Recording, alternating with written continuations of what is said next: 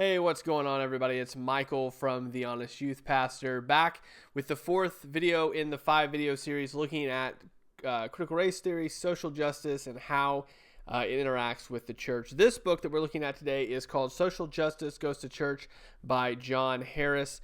In case this is your first video, there were 3 videos before this where we looked at a couple other books on this subject. Those will be linked in the description below, so you can go check those out as well if you're interested.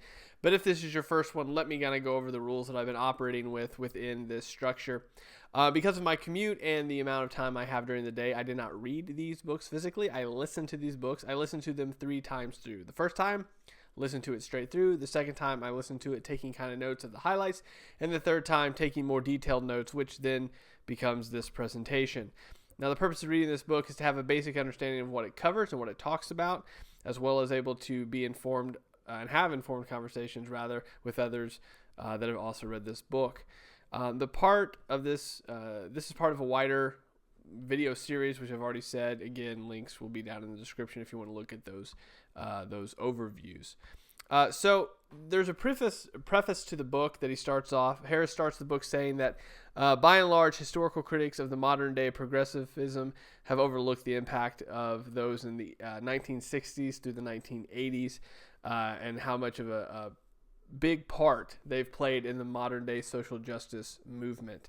Harris says that this is understandable as much of the 1960s, 70s, 80s were associated with Christianity that had more of a political motivation behind it, more like the religious right, the moral majority. Those groups were really known in those times, so they kind of overshadowed the progressives of their day.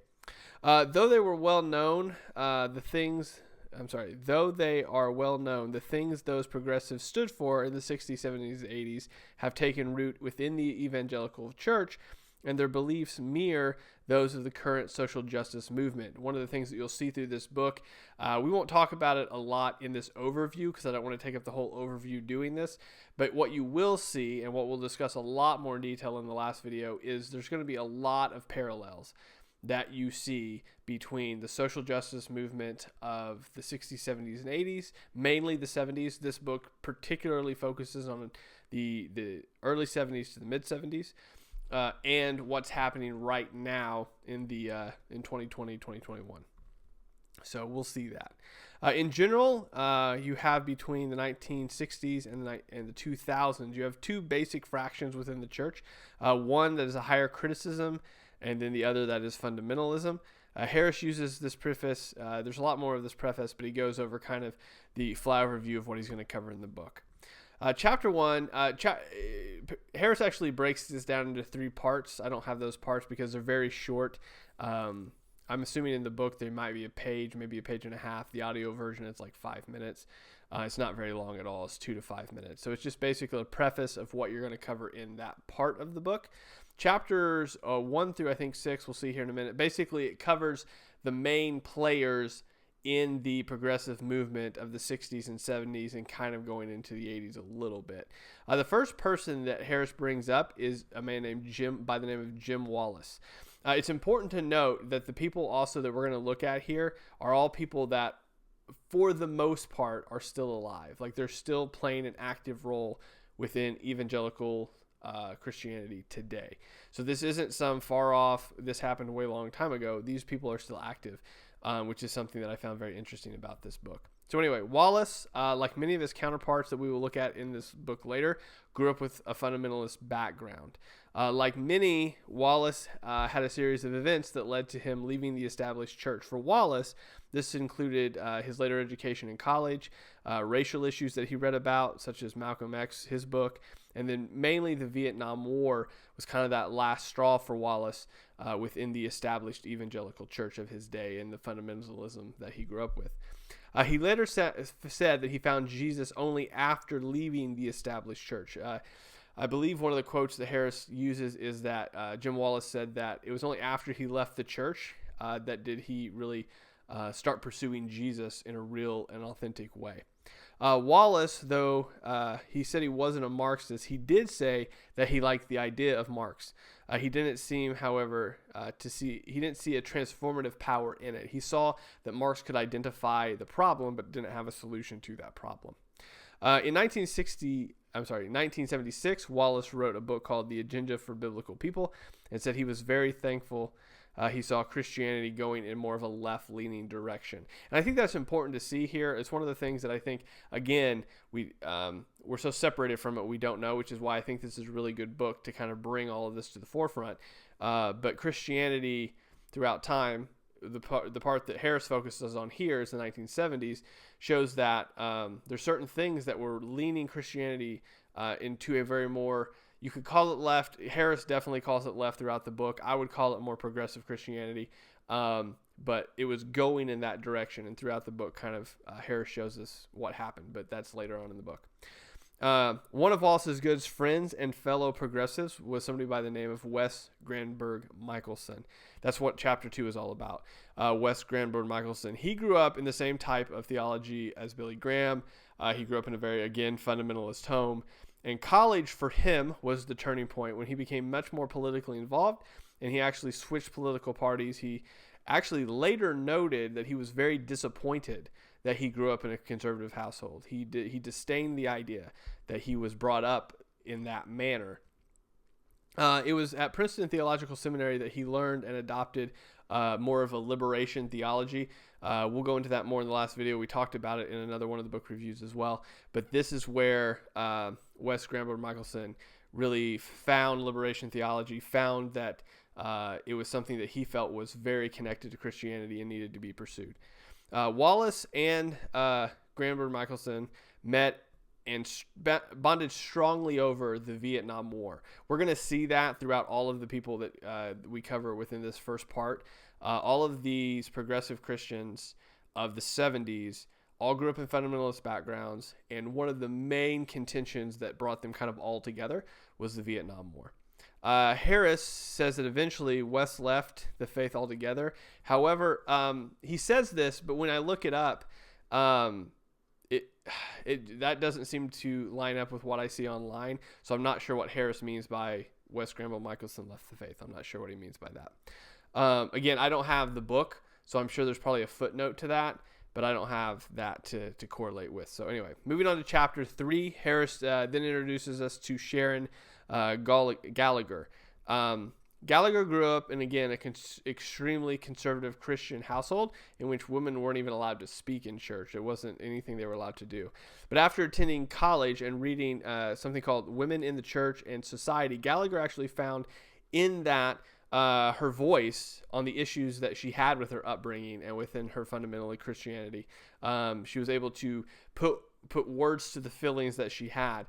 Gallagher later wrote a paper for a magazine called Right On, which was actually founded by Jack Sparks, and Jack Sparks was a part of the Jesus People movement. We'll talk about the Jesus People movement a little later, but just so you know, Right On was one of these magazines, along with a few others that we'll talk about, that was really kind of the driving force behind progressive Christianity. It was a way, sort of a flagship thing to throw out there that other progressives could rally around and read and find a similar voice in. She found a home in the liberal progressive side of Christianity, finding new meaning behind texts that she had felt had been interpreted in ways that left out the feminine viewpoint. Sharon Gallagher really embraced a Christian feminism that Harris talks a little bit later about in the book, and found a voice there that she hadn't had previously. What we'll also see within and I don't want to skip ahead, but we're going to see this throughout the book, is that feminism and egalitarianism plays a huge role within the progressive Christian movement, and Sharon Gallagher is just like one example of that, of really the embrace of that, the ability for that to give women a voice. And that's kind of what drew many people, especially Sharon Gallagher, to this movement, was that it gave her this voice and this ability to voice what she had felt was wrong in her tradition. She found comfort within these progressive Christianity circles that sought out, again, egalitarianism. They also sought out the end of the war, and they talked about justice for all people. Chapter 4, he brings up a guy named John Alexander. John Alexander, again, I'm sure you see. I'm sure you see the kind of the trend here. Was the son of a fundamentalist pastor as well. He grew up And when he grew up, he found flaws, obviously, within his religious fundamental upbringing, and that turned him into an evangelical civil rights advocate. He was very discouraged at the time by the church's lack of concern for the civil rights movement, basically their silence on it. It was at this point that led him to I'm sorry, that's not the right word, but he deconstructed. This led him to a deconstruction and a rebuilding of his faith. And it was all centered on the church's response or lack of response to the civil rights movement and their voice in that. Part of the rebuilding of his faith was actually the inclusion of liberation theology, like we had talked about before. When he found out about liberation theology, it was actually sort of a help to him in rebuilding his faith in something he saw lacking in his fundamentalist upbringing.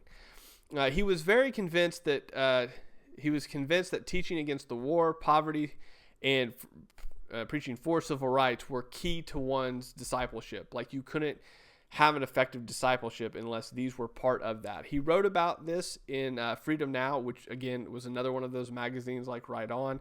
I don't know if I put it in here, but Sojourners was a huge magazine for progressive Christians as well. And that was published in 1960s, the Freedom Now was. And all of these publications kind of went forth and went out and actually drew all of these people together in a way that they could find each other, talk about these issues, bond around them. He eventually actually took a teaching position at Wheaton College, something that's actually will be important later on in the book. In chapter 5, we then talk about Richard Mouw. And I know this is sort of a weird setup. When you read it, it makes a lot more sense. But basically, Harris is laying out all of the leaders within the progressive Christian movement in the 1970s. But he's giving us a background of how they got to where they were in the 1970s. Richard Mouw, like many before him, was very disappointed in his fundamentalist upbringing. Again, this is just a pattern that we see. He was deeply influenced by the writings of Martin Luther King Jr. He was also deeply influenced by the evangelistic church's response to racism, or again, lack of, and then the Vietnam War. These three things, as far as the writings of certain people, definitely the response to racism, definitely the war in Vietnam, these things seem to be the pillars that progressive Christianity was built around, and obviously a response to fundamental Christianity as well. The evangelical response to all of these issues made Mouw explore other faiths in hopes that he would find answers outside of his own tradition. However, he found that everything else was lacking, and he actually returned to Christianity, but he brought modifications with him from outside progressive, non-Christian, but just left-leaning ideas. He brought those back in and tried to integrate those with his faith. Upon return, he brought these into his faith. Most notably was the idea that sin was both personal and structural. What we'll see here is Mouw kind of brings this idea into progressive Christianity. Other people obviously had it as well. We'll see actually in a later chapter, people way before Mouw had this idea, but he really made it popular in the 1970s, that sin was not just a personal thing, but it was actually a structural thing as well. This is kind of where we get the idea of structural sin, corporate sin being brought into the church. This idea, though it's not Mouw's by himself, he was a big proponent of it. The idea of sin being both personal and structural was a common idea that then kind of worked its way through the progressive church and Christian movement.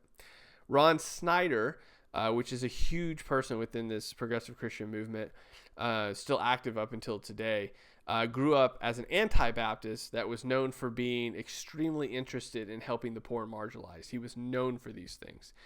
He studied political activism and actually eventually joined the NAACP after working within the black community. When he was studying activism, he actually lived on the outside and then eventually in the black communities. And as he was having conversations with especially black young men during the civil rights movement, he became very attached to that movement, what was happening to them, what they were going through. And again, his disposition was already bent toward the poor and the marginalized. And when he saw that around him where he was studying, he really latched onto that and helped. I don't have it as a note here, but he was very active in voting rights and making sure people had the ability to vote. Later, he and his wife became minimalists. They actually adopted what was called the gradual tithe. The gradual tithe is where you set your base of what you need to live on, and then as you advance in your career, as you get more money, as whatever income rises, everything above that minimum of what you need then goes out to help the poor, the marginalized, anybody else. You don't use it for your own advancement or new things for you. You give it away. He actually taught this in a lot of different courses and seminars, and eventually wrote a book called The Rich Christians. The book itself was apparently at the time very well received. There was criticism, however, about that it had Marxist ideas as well, but he denied that was a thing, that he was a Marxist. He actually claimed that Marxists didn't go far enough, then he thought Christianity could go farther. He thought that actually Christianity could do what Marxist was unable to do. Because again, like those before him that had looked at Marxism, I think it was Wes Michelson, I forget the whole name. He saw Marxism as a good idea, but he didn't see that there was any solutions, just problems identified. And he thought that Christianity could both identify the problem and solve the problem. One of the ways to solve that problem was the gradual tithe and giving your money away. He was known for being very personable and being able to network really, really well. Actually, there was a convention that was held in which the Chicago Declaration was signed, and we'll talk about that in the next slide. But Harris at least puts forth this idea that the reason that this declaration was able to be signed, the reason that this meeting was able to be had, was because of Snyder. The fact that he was so well liked, he was very personable, he was able to pull people together under a similar banner, that then we have the Chicago Declaration that was signed. So the organization that was kind of formed by Snyder being able to network and pull these people together was called the Evangelicals for Social Action. It was actually born in 1973. A lot of the events that we're talking about, though Harris goes kind of all over the place in different times and different places, the main focus we're going to see as we go through the rest of this book basically comes around 1972, 3, 4, 5, and 6. Those are the years that Harris primarily operates in, but he gives us a lot of background history about the people that then operate in that time frame, if that makes sense. So in 1973, the Evangelicals for Social Action was formed. The Chicago Declaration was signed. The declaration of the organization was that it acknowledged Christians' failure to show the love of God to those suffering social abuses such as racism, international trade, patriarchy, and war. That was the declaration, that Christians had failed to do that, and that they should then in turn reverse those actions and show that they to show God's love in those situations.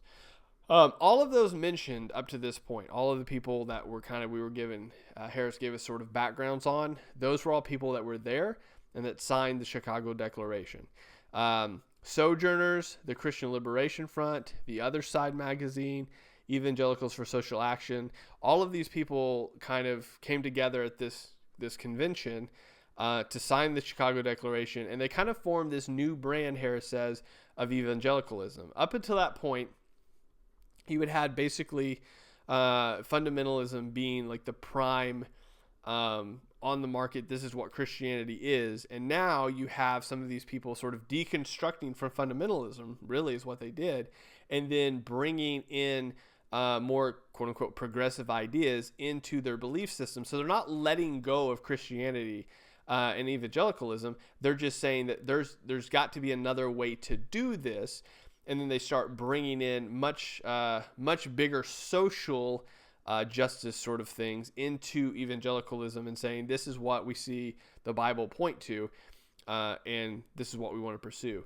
The group's mission was actually to take on the church and the world with Jesus and the Bible, because they saw that the church fundamentally, because of where they'd come from within fundamentalism, they saw that the church had kind of dropped the ball on the things that Jesus preached about. They also saw that the world clearly had dropped the ball, so they were going to take on the church and the world with Jesus and the Bible. They were firm in separating political beliefs and spiritual ones. They held the Bible to Bible reading and prayer, and those two things were very important aspects of their life. So They were very separate from more of an institutionalized church, and they said that there's a way to live this Christian life that doesn't involve fundamentalism, but also doesn't involve maybe, being very political about, your faith. You don't have to tie those two things together. Though they were similar to those kind of on much more the far left, Harris says, because of the social justice belief, they were set apart from the fundamentalists as well. They were set apart in part because they saw social justice as part of their biblical duty. So they really didn't fit into a category, Harris says. You had the more far left socially that didn't believe in the Bible but was all about social justice. And then they had, obviously, the fundamentalism that they had come from that they didn't identify with.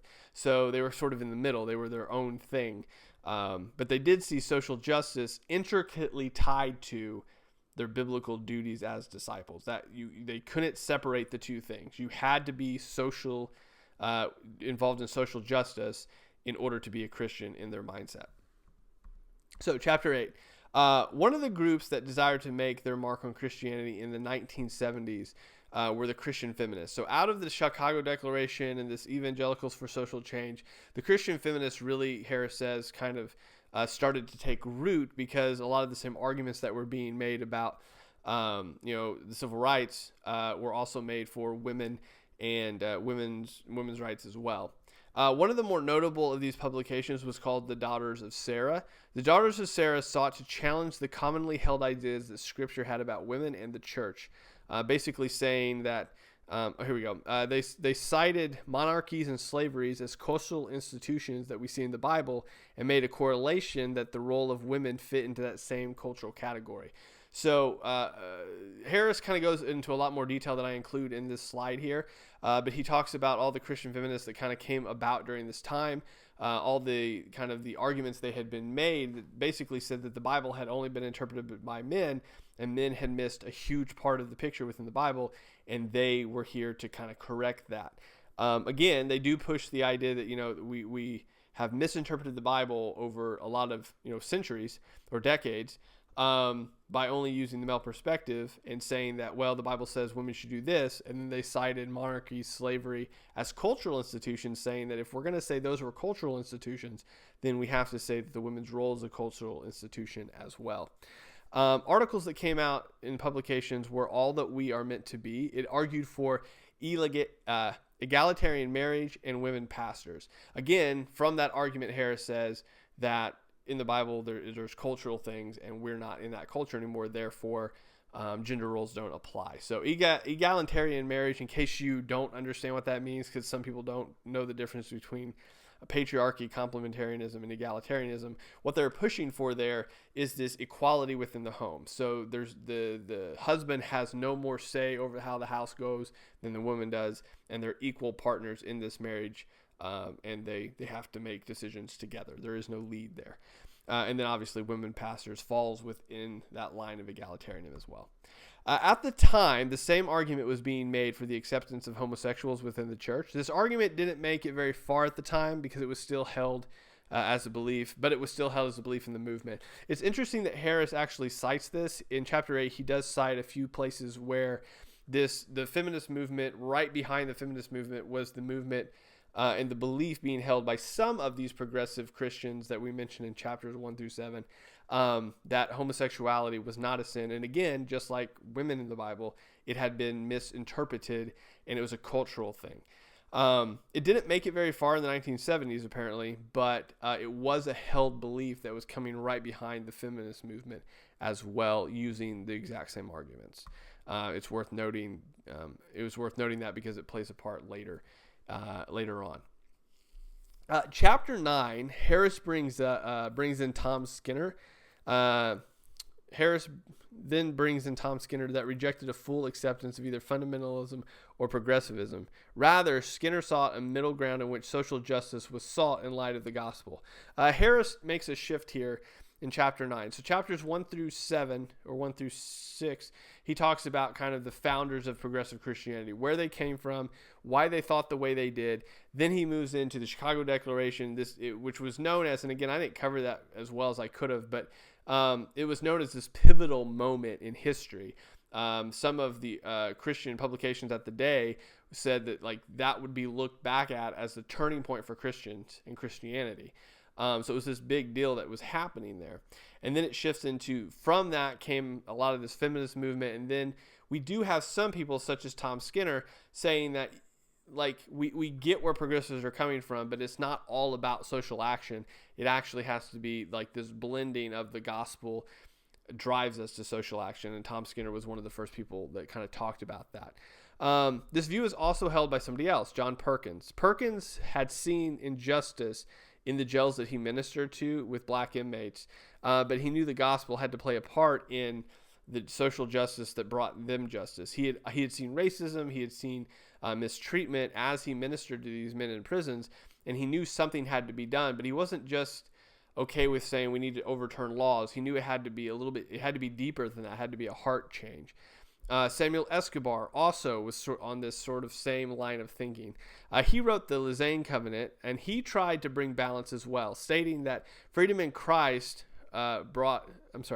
stating that the freedom Christ brought was from sin, not social or economic oppression, which is an important note and difference that Samuel Escobar held, opposed to other progressive Christians of the day that said that Christ brought freedom from social and economic oppression. He's saying that that's not what Scripture says. It says that we were brought freedom from sin, not those things. So he makes a clear distinction and difference from some of the progressives of his day. Again, the reason he had to make that statement, though, is because some of the progressives of his day were saying that sin is not only personal, but it's also corporate as well. So he's trying to break it down and say, it's not that Christ didn't come to save us from corporate sin. He came to save us from personal sin that then affects the corporate sin. He was careful in how to state that he was careful, however, to state that knowing this doesn't mean we just ignore the oppression. He wanted to make sure, and this is one of the part that Harris really pushes in on a little bit for whatever reason. Escobar wanted to make sure that people knew that and interpreted the Bible in such a way that it was Christ saving us from sin, and then our understanding of that then pushed us forth to deal with social and economic oppression. We just can't ignore it even though we know Christ. It's actually knowing Christ that pushes us toward that.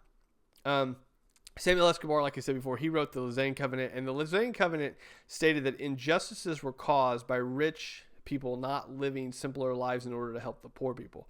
This idea that if you're very well off, injustice is caused by the fact that you're hoarding all of that and not trying to be generous and help other people with it.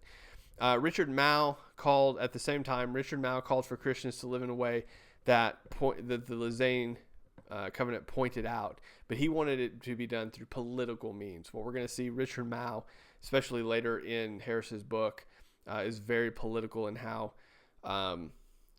he pushes some topics.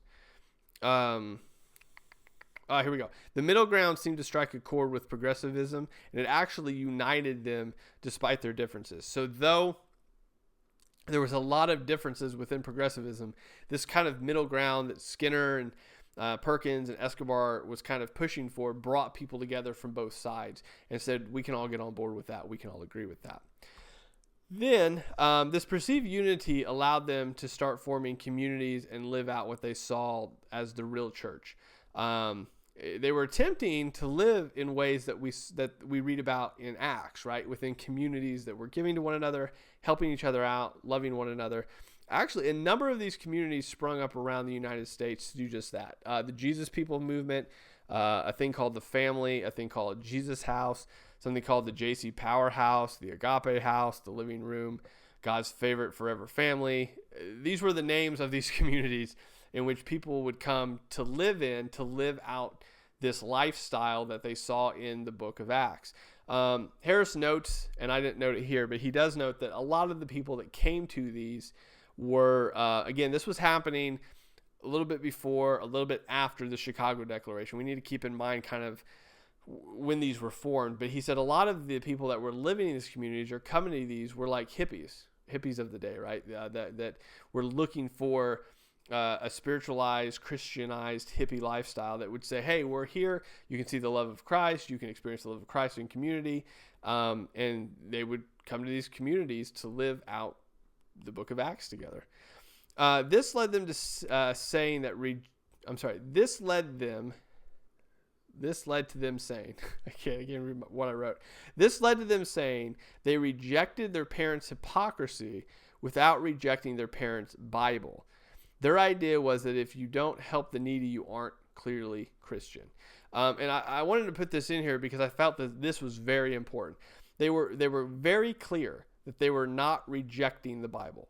They were, however, rejecting what they perceived to be and what may have very well been hypocrisies in the way that their moms and their dads and their parents and their grandparents had lived out this Christianity. Again, you have to note that all of the people that we've mentioned before, along with probably many of the people that came and lived in these communities, were coming from basically fundamentalist Christianity backgrounds. And what they saw was hypocrisy of how they lived and how they spoke versus what they saw in the Bible. So they were very careful to note that we're not giving up the Bible. We're giving up what we perceive to be the hypocrisy that you're living out. They saw themselves as living out the way Jesus did. Those groups began to see Jesus as a radical, and they were called to be just like him in that nature. Jesus had engaged from the outside, they said, of the institutions, and they were going to engage from outside the institutions as well. Chapters 11 and 12. One of the key aspects of this movement was that it disconnected Jesus from the institutionalized church. In doing so, the movement actually saw itself as bringing back a biblical Christianity. Again, what they said before, they weren't giving up the Bible, they were giving up the hypocrisy, right? They were trying to bring back a more biblical Christianity. This is why they started living in communities and trying to live out the book of Acts. They saw themselves, Harris says, as people that were actually bringing back authentic Christianity by not only living the way that the early church did, but trying to pursue social justices that they saw the early church doing in their day and living out that way. These young adults became older and they started getting jobs, obviously getting married, and they started going into higher education, nonprofits, institutes, in which they had actually once despised, but they were obviously getting older and they were going into these places because that's kind of where they saw they could enact some change. The idea was to use these institutions to teach a new generation. Now, we'll get back to this a lot later, a couple chapters from now in the book. By teaching in the seminaries and colleges, these progressives' ideas slowly worked their way into the general church. Over the next decade, this created a morph of different kinds of progressive evangelicals. Harris actually says they were more neo-evangelical. These neo-evangelicals were much different than the fundamentalist counterparts they had at the exact same time. In chapter 13, we kind of go into that a little bit. This new breed of evangelicals were against. I don't know why I put weren't. These new breed of evangelicals were against both fundamentalism and the system. And you'll see this a lot. This goes back to what I said earlier. They wanted to attack the church and culture with Jesus in the Bible. So they saw both as kind of opposition to what biblical Christianity was supposed to be. They put a large emphasis on fundamentalist twisting scripture to, quote, keep others outside of fundamentalism down. They connected this to and called them modern-day Pharisees. The irony in this, Harris says, is that both groups shared commonalities that dealt with those inside the group. So Harris notes, I think it was like 4 points. He says that they both had like a dualistic attitude. They both had a propensity towards separationism from people outside of the group. They had a habit of telling the people inside the groups to keep extra biblical precepts. So they're adding on rules to them.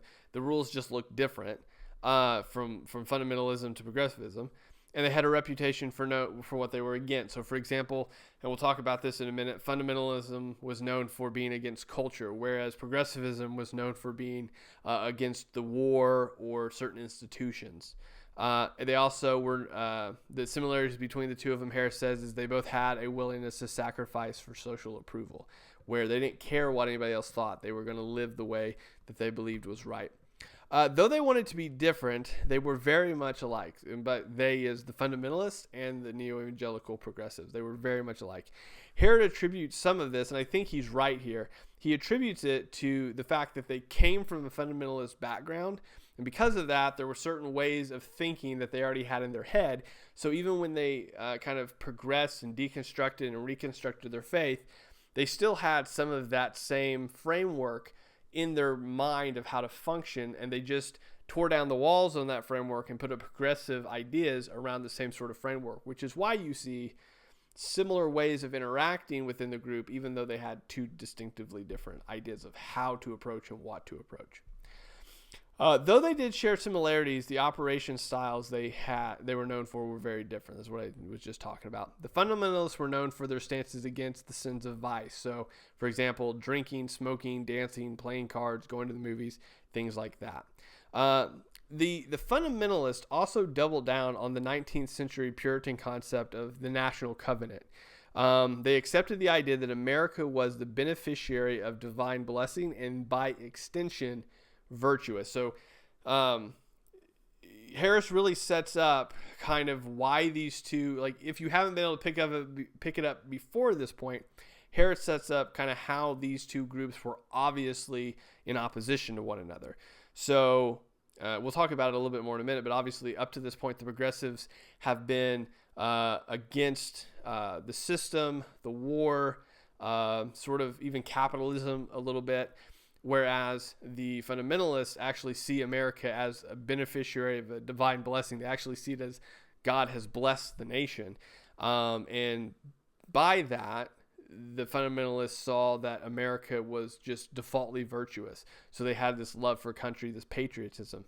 In fact, and I didn't know this until Harris brings it up, I'm sure he has kind of a footnote in the book, but during World War I, Billy Graham had actually stated that Christianity, quote, Christianity and patriotism are synonymous terms, and hell and traitor are synonymous as well. So this idea was that if you're going to be a Christian, you have to be a patriot. And if you're not a patriot, you're a traitor and you're going to hell. So this was kind of built in, Harris says, to this fundamental understanding that the fundamentalists had. Progressives, on the other hand, didn't preach against vices. Rather, they spoke against misuse of power, specifically the way America had misused its power. So you can easily see how these two groups were very opposed to one another, just by the way they were addressing, if nothing else, America and the way it operated in the world. Chapter 14, he brings in Ron Snyder. Ron Snyder links social justice. He brings back Ron Snyder, rather. We've already talked about Ron Snyder, but he brings him back, and he says Ron Snyder links social justice to a commitment to Scripture. One, for example, can't be scriptural without being involved in social justice. We've seen that idea mentioned before, but he says Ron Snyder was a huge proponent of that. Convincing mainstream evangelicals of the progressive idea, though, that you had to be involved in social justice to be scriptural, he says, was going to be a little hard because of the progressives were a pretty small group, even though we've named a lot of them. It wasn't a huge movement at the time. Fundamentalist Christianity obviously was much bigger. So Harris says that to convince mainstream evangelicals that this was a thing was going to be difficult. It was going to take a lot of work to do. So one of the ways that they did that was to kind of pull back to the revivalists of the 19th century. And then what you're going to want to look at if you get this book, I don't dive into it because there's so much information in chapter 14. We'll cover just a few of them real quick. So progressives painted social reform as the natural outcome of orthodoxy. If you had correct orthodoxy, you would then pursue social reform. This allowed progressives to associate their cause with the revivalists of the early 19th century and its connection to, for example, abolition. The progressives had a utopian dream being brought about by immediate social action characterized by their movement, and they tied that back to the same ideas that the revivalists in the early 19th century had. There was this understanding among the 19th century revivalists of the reality, they said, of corporate sin. So they already have the same language, and they kind of point back and connect their their movement to these revivalists, saying that we're not the first people to have these ideas. These were already ideas. We're just carrying these ideas on, and they're appealing back to the 19th century revivalists to combat this idea that the fundamentalists are saying, hey, you're distorting Christianity, and they're going, this was already an idea. We're just pursuing it in the same way as this revivalists did. So, for example, 19th century Wesleyans, many of them, not all of them, but many of them, for example, stated that the northern churches that did not speak up against slavery during the Civil War, for example, or even before, were just as guilty as those that owned slaves in the South. So again, it's this corporate sin. It's that you know about it, you don't say anything, therefore you are equally as guilty, even though you haven't done the thing. And progressives pointed back to the Wesleyans saying this as an example of corporate sin, and that this isn't something we're making up. The revivalists of the 19th century also said that slavery was a mirror for the country. The revivalists took responsibility for the nation's action as a whole during that time, as far as trying to lead a nation in repentance. So all of the above were similar to the ideas that the progressives held to. They, like the Wesleyans, held to the corporate idea of sin as a reality. They, like the revivalists, said that the Vietnam War was a mirror for the country, like the revivalists has said slavery was a mirror to the country. Progressives admired the revivalists for making churches the vehicle of social reform in their day, and sought to do the same thing in the 70s. Again, chapter 14 here, there is so much more information in it if you read this book. These are just a few of the different things, but Harris goes through and shows how the progressives of the 1970s drew back to the early 19th century revivalists and pointed continually back, saying, these are our ideas, that was their ideas, we're just continuing the same thing they've already done, as sort of to legitimize what they were saying and what they were doing, because they didn't have a lot of sway in the culture at that time. So to kind of bolster that, to show that they had some sort of foundation that wasn't just what they were saying, they pointed back, and that's all of chapter 14. An example of this being the same thought as we see, so for example of this being the same thought was seen in the campus crusades in the early 1970s that actually asked Christians to choose between the war or Christ. And Harris just used that as an example of saying, they were doing the same things in the 70s as the revivalists were doing back in the early 19th century. So chapter 15, he says that though this history seems disconnected from the current situation that we're seeing in the church, now it's actually very much more connected. There's roots there. So he gives a couple stats, and then chapter 15 is where Harris actually takes all the information that we've talked about up until this point and kind of brings it into chapter 15, where he's going to show how the organization kind of fell apart, even though it seemed like it was heading in a direction where it was going to get full acceptance.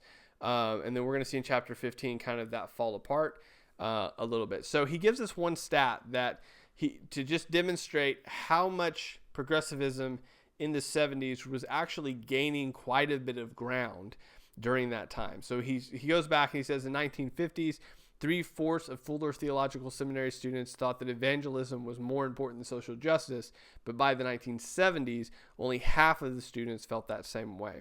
The progressive movement seemed to be gaining ground after the 1973 meeting in which the Chicago Declaration was signed. However, by the 1974 meeting, it was apparent that the large growth of the organization was actually going to be its downfall.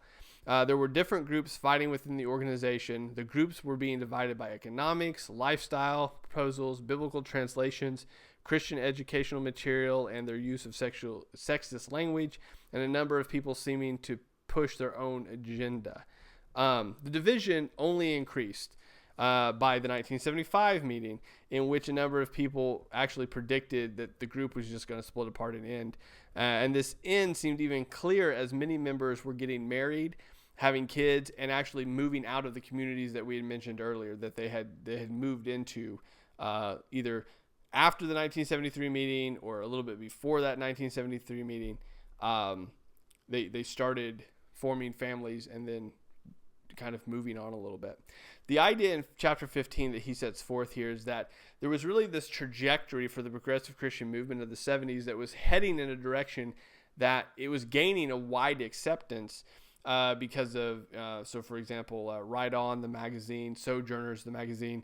Sojourners, by the way, is still around.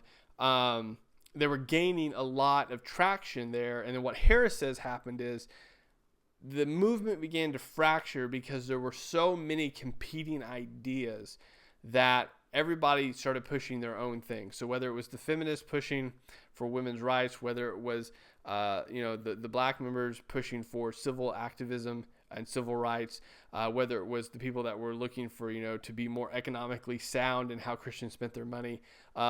These groups they were all fighting for a piece of the table, and it wasn't a big enough table. And because of that, and because of these members all kind of moving on, it was just a really fractured system, Harris says. So that moves us into this disagreement within the communities, actually paired with the members' lack of being able to gain new members. It actually was speeding up kind of the collapse and the fall of the evangelicals for social action.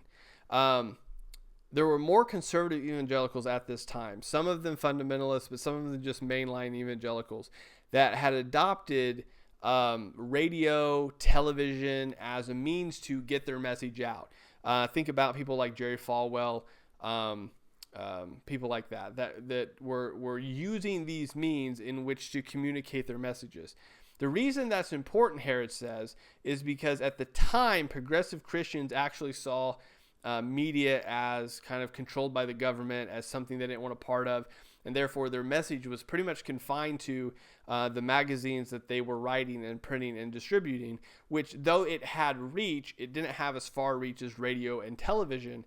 And it was just a matter that conservative evangelicals, fundamental evangelicals, were adopting those, and therefore their message was getting out to a wider audience. And because of that, the movement of progressive Christianity actually was losing members, or not able to at least maintain the incoming, maintain new members, because they just weren't, nobody knew about them. Jerry Falwell, Pat Robertson, that was the other name. They were using these mediums, and therefore everybody knows about them, because that's kind of what grew evangelicalism at the time, was these print and radio and television ministries. Many of these people covered in the first section of the book, many of the people covered in the first section of this book left, as mentioned earlier, and pursued careers in nonprofits and higher education. Though they weren't influential at the time in evangelicalism, the progressive left became much more ecumenical. So Harris notes here that even the people that were very notable that he notes in the first half of the book began to just kind of go into their different areas. So at the meetings, obviously everybody was competing for a piece of the table. That kind of just, a lot of people left because of that, but they didn't give up on their ideas. They just went into the fields in which they were passionate about. So whether it be social justice, whether it be economics, whether it be civil rights, they all pursued those sorts of avenues. Instead of coming together as a group, they just pursued those sort of avenues. So they didn't go away. They just went into these avenues. And as he mentioned earlier in a different chapter, going into these entities, whether it be colleges, seminaries, just teaching a nonprofit, that then influences everyone underneath them, especially, and he'll mention it here in a minute, if you are president of a seminary, that is going to be very influential for how the school is ran and what it teaches. And we'll get into that in a second. So chapter 16, he talks about where chapter 15 was kind of the fall. It was kind of the rise and the kind of the separation and kind of the dissolvement of the movement a little bit. He says in chapter 16, it's actually, we see another kind of rise in the movement in a different way than they had anticipated. Though there was an obvious fall of the progressive Christian movement, they did not disappear. They stayed vocal in their various causes, whether it be in economics, war, racism, or issues of life. This led to many from the upcoming generation of millennials to begin to embrace the same things that those in the progressive movement in the 1970s had held. Ron Snyder, for example, held great influence in regards to evolution on the view of abortion and total life stances within the pro-life movement. He wrote a lot of papers about it, talked a ton about not just ending abortion, but what it looked like for the total life, what that meant for the whole life of that baby that was born. Richard Mouw had great influence as well. He was actually he became the president of Fuller Theological Seminary from 1993 to 2013. And then he had a lot of influence over obviously what was taught there, who was hired, what that looked like. Mouw actually still serves kind of within the Gospel Coalition and the magazine Christianity Today. Both of those things you've very probably likely heard.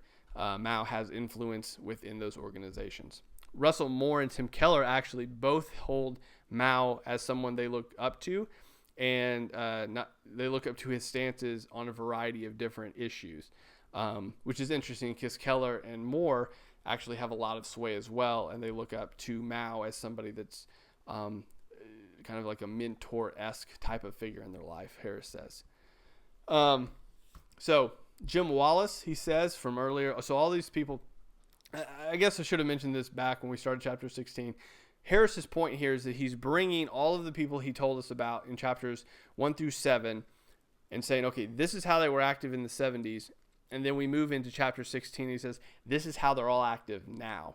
That these people aren't like figures of the past that are long but dead. These are actually people that are still alive, still influencing evangelical Christianity now, even though there was sort of a dip in their acceptance after the 70s. They became much more ecumenical and then worked their way into evangelical institutions, as that's his stance on it. Jim Wallace, he said, has made a huge impact on politics and Christianity as well. In 2011, Wallace was named the face of progressive Christianity by the Daily Beast. In recent years, Wallace, along with other well-known progressive Christian leaders, have paired with other evangelical leaders in order to accomplish issues and social concerns. Harris brings this up basically to point out that though these names aren't well known on the surface, they are actually influencing a lot of the things that are happening behind basic conservative evangelicalism. So the ideas that he talks about and the things that he brings out in chapters 1 through 7, Harris is essentially saying, okay, these people that hold to ideas of like hardcore social justice and against the institutionalized church, those sorts of things, Harris says these are the people that are actually influencing thought within the conservative evangelical world now. That's Harris's concern. In 2016, the election of Donald Trump brought many of these names back into a more public light. So, for example, pairing them with the younger progressive Christians of the day. This is where Harris really brings it into the now. Leading up to the 2016 election, a declaration by the American evangelicals concerned that Donald Trump opposed his... In 2016, there was a declaration by the American evangelicals concerning Donald Trump, and they were opposing his stances on racial issues, religious issues, and gender stances. Jim Wallace, Rod Snyder, and Wes Granberg Michelson, all three we've heard about before, joined the younger progressives such as Rachel Held Evans and Jamar Tisby to sign the declaration about Donald Trump. After Trump's election, Richard Mouw commented that his feelings were bordering on despair. Jim Wallace commented that there was huge issues between the politics of Jesus and the politics of Trump. Harris brings this in. It seems like he brings this in just to distinguish that this was sort of a flashpoint within the evangelical church that really brings this progressive movement back into the picture of everyday life. So in 2018, Jim Wallace, Tim Keller, Ed Stetzer, and Trisla Newbell, I think is how you pronounce her name, I could be wrong, gathered at Wheaton College to express their concerns that evangelicalism had become too closely tied to politics. I think Harris actually says politics and the Trump movement. I can't remember exactly. Then he says in 2019, the AND campaign led by Michael Ware and Justin Gibney produced a 2020 election statement that promoted social justice and moral order. The reason Harris brings this up is because both Richard Mouw and Ron Snyder were among those that signed it. Basically, what Harris seems to be trying to do here is say that the names that were very prominent and leading the progressive movement in the 1970s are now pairing with modern progressives to sort of give them backing and to put forth those same progressive ideas now. Here we go. What we're seeing, Harris says, are mainstream evangelicals not only partnering with the 1970s progressives, but also adopting their language. So this is sort of where Harris ends the book. He does have, and I think it's worth noting, an appendix specifically on Tim Keller. I didn't find that incredibly important to include in this overview. Obviously, if you get the book, you can read it. Basically, he's just talking about how Keller is an important voice in the evangelical church now, but his influences, especially by Marx and Richard Mouw, are troubling to him, but you can read all of that if you get this book. Harris's book, essentially, the purpose of it seems to be is to walk us through the early progressive movement, especially in the 1970s, show kind of what their ideas were, where they were coming from, what they were pushing for, and kind of how you haven't heard about them, but now with the kind of the turning point again, especially he seems to point to the election of Donald Trump. That was a turning point that started bringing these progressives back into the light. He does mention, here we go, the Black Lives Matter movement. After the death of George Floyd, the BLM staged marches across the United States. Evangelical leaders such as Ed Stetzer, David Platt, Tabiti Anambumble formed a more Christian style of these marches, and he's just comparing how all of this is coming together. Much of the language of these groups sounded the same as the progressives in the 1970s, and all he's showing is that these people that were very active in the 1970s in pushing forth the progressive idea of Christianity are now back teaming with younger progressives to do the same thing, to bring social justice into the church and use the church as a social mover within the church. Harris seems to be very much against social justice in the church, though he doesn't seem to define or bring forth any sort of alternative to it. His point of the book doesn't seem to be to present an alternative rather than to just lay the history out for the reader to say, this is what the history is, this is how we got where we are, and these are the people that played a part in it. So I found this book to be very interesting, historically wise. It's much different than the other three books I read. And though it doesn't deal specifically with critical race theory, obviously it does have a lot to do with social justice and kind of the movement behind it. So when we do the final video talking about critical race theory, critical justice, critical theory, social justice, all of that in the church and how we are to do with this, I am glad I read this book because it gives us a really good idea of what had happened in the 70s and how that sort of is also playing out currently now. So with that being said, this was the last of the book overviews. Hopefully you found this helpful in just kind of getting a grasp on what Harris's book is about. Also, hopefully you learned something as well. I would encourage you to get this book. Just if for nothing else, is to have that kind of history. Obviously, Harris's bent is very conservative. You can get that tone a bit from the book, but I feel personally like he did a really good job of not letting his bias weigh so heavily on the book that it takes away from the history part of it. I feel like he did a really good job just laying out the history. Somebody might disagree with that, but I feel like he did a pretty good job of that. So with that being said, that's the overview of this book. If you want to check out the 4 other overviews I did of the 3 other books, the 3 other overviews I did of the 3 other books, the link will be down in the description for those. And then later, soon after this video, I'll be putting out a video of kind of how I've taken in all of these books and my personal view on how I think we should approach critical race theory, social justice, as believers here and now. So hopefully this has been helpful to you. If it has, make sure you like, comment, share. If you've read this book and you feel like I didn't really portray it very well, please tell me where in the comment sections, because I'd be really interested to kind of see where I didn't connect and you did. All right. With that being said, guys, thank you for following. Thank you for subscribing. Thank you for all that you do. I'll talk to you later.